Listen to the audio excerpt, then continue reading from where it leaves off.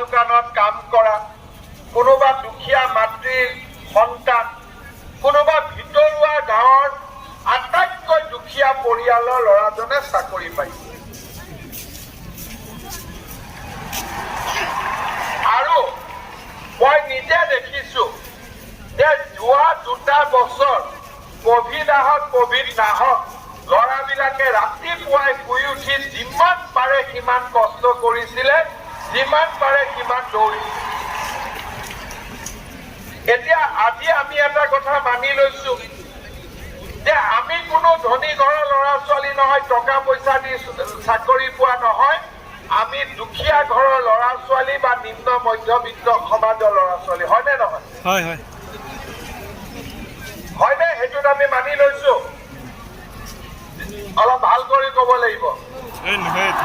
হয়, যেতিয়া পুলিচ হোৱাৰ পিছত লাঠিডাল পাম, আকৌ দুখীয়া মানুহৰ ওপৰতে লাঠি মাৰিম নেকি?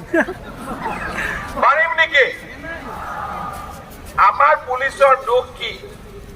মই সদায় ট্ৰেফিকত যাওঁতে মই চাই থাকো যে যদি মুখ্যমন্ত্ৰীৰ গাড়ীৰ সন্মুখত ডাঙৰ গাড়ী এখনে খুন্দা মাৰিব খোজে, পুলিচজনে হুইচেল মাৰে।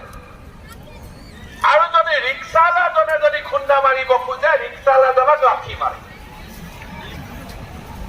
আৰু যিজনে লাঠি মাৰে তেওঁৰ দেউতাকো হয়তো কোনোবা ৰিক্সা চালকে আছিল, ঠেলা চালকে আছিলে, বা কৃষি কৰি নিজৰ ল'ৰা ছোৱালীক ডাঙৰ কৰা এজন ব্যক্তি আছিল। সেইকাৰণে মই পুলিচত কাম কৰা যি ল'ৰা ছোৱালী আজি পুলিচত যাব, জীৱনত কেতিয়াও দুখীয়া মানুহৰ ওপৰত লাঠি নচলাও বুলি প্ৰতিজ্ঞা কৰিব লাগিব। হ'ব? যেতিয়াই দুখীয়া মানুহৰ ওপৰত লাঠি চলাব, নিজৰ দেউতা মাৰ কথা মনত পেলাব যে এইজন মোৰ দেউতা, এইজন মোৰ মা। হ'বনে নাই? হ'বতো? আৰু তেতিয়া হ'লে আমাৰ পুলিচ সলনি হ'ব। পুলিচৰ চাকৰি পোৱাৰ লগে লগে, জইন কৰাৰ লগে লগে কিমান দৰমহা পাম? ডিজিপি ছাৰ, দৰমহা কিমান পাম? চেলাৰী কিমান পাই? জইন কিমান পাম? ডিজিপিয়ে কৈছে মই চেক কৰা নাই, সঁচা মিছা মই নাজানো, কিন্তু তেওঁ কৈছে যে আপোনালোকে দৰমহা মোটামুটি ভাল দৰমহা এটা পাব। আজিৰ দিনটোত কিমান দৰমহা পায়? আজিৰ দিনটোত কিমান দৰমহা পায়?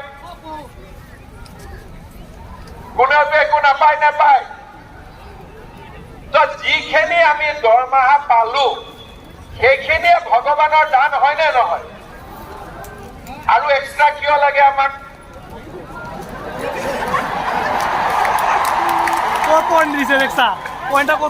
আজি আমাৰ আছে মাহত দৰমহা নাই, মায়ে আত্মসহায়ক গোট কৰি কৰবাত পকৰি বেচি, কৰবাত ব্ৰইলাৰ চিকেন বিক্ৰী কৰি, কৰবাত কণী তুলি ঘৰত পইচা কেইটামান থওঁ, চাকৰিত ইণ্টাৰভিউ যাবৰ কাৰণে মায়ে সাঁচতীয়া পইচাৰ পৰা 50 টকা আমাক উলিয়াই দিয়ে। আমি ইণ্টাৰভিউ মাৰিব, আজি 50 টকাৰ পৰা আমাৰ দৰমহা গৈ 15,000 20,000 কিবা এটা হ'বগৈ। তাৰমানে আমি 50 টকাৰ পৰা প্ৰমোচন পালো 15,000। আৰু প্ৰমোচন আমাক কিয় লাগে? লাগে নেকি? আমাৰ এতিয়া অলপ কমিছে, আগত আধা পুলিচে প্ৰমোচনটোৰ কাৰণে দিনে ৰাতিয়ে কষ্ট কৰি আছিল। কাৰ পৰা ক'ত কেনেকে জেপ কাটিব পাৰো? জেপ কাটা মানুহকতো পুলিচ বুলি নকয়, পুলিচৰ ড্ৰেছত জেপ কাটোতা বুলিহে কয়, হয়নে নহয়? সেইকাৰণে মোৰ আপোনালোকক অনুৰোধ, এতিয়া যেনেকে আমি অসম পুলিচত লাহে লাহে আমি দুৰ্নীতিৰ পৰা দূৰত গৈ এটা ভাল আৰক্ষী বললৈ লৈ গৈ আছো। অসম আৰক্ষীক যোৱা কেইদিনমান আগতে ভাৰতৰ ৰাষ্ট্ৰপতিয়ে পুলিচৰ নিচাক পৰ্যন্ত দিলে। আপোনালোকক মই অনুৰোধ কৰিম যে 8,000 ল'ৰা ছোৱালীয়ে গৈ আৰক্ষীত এটা নতুন আদৰ্শ স্থাপন কৰক যে আমি দুখীয়া মানুহৰ টকা পইচা নাখাওঁ, কোনোবা অফিচাৰে ক'লেও আমি কালেকশ্যন কৰি দিব নোৱাৰো। আমি কাৰো পৰা পইচা নুতুলো, খালি আমাৰ কাম হ'ব অপৰাধ আৰু অপৰাধীক দেখিলে একদম দানৱৰ দৰে গাত জঁপিয়াই পৰা।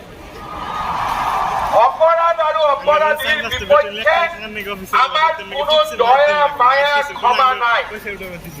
আৰু দৰিদ্ৰ লোকক দেখিলে আমাৰ হৃদয়খন আটাইতকৈ কোমল, আৰু অপৰাধ আৰু অপৰাধীক দেখিলে আটাইতকৈ কঠোৰ। এই বজ্ৰ কঠোৰ সংকল্পেৰে আমি আগুৱাই যাব লাগিব। শিক্ষা বিভাগক ৰাজহুৱা শিক্ষা ব্যৱস্থা যোৱা কোভিডৰ